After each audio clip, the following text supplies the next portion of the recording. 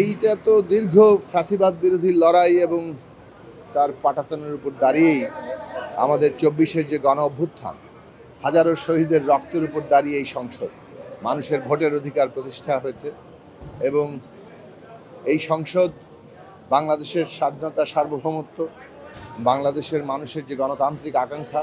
একটা জবাবদিহিমূলক রাষ্ট্র পরিচালনা পদ্ধতি, সেটা প্রতিষ্ঠা করতে সক্ষম হবে, সেটা নতুন করে এগিয়ে নিয়ে যাবে এবং আজকে পুরো বাংলাদেশকে নতুন করে গড়ে তোলার যে সুযোগ তৈরি করে দিয়েছেন আমাদের শহীদেরা, আমাদের আহত যোদ্ধারা, আজকে সেই তাদের স্বপ্ন পূরণ করা, তাদের আকাঙ্ক্ষা পূরণ করা, জনগণের যে আকাঙ্ক্ষা সেটা পূরণ করা এই সংসদের লক্ষ্য হবে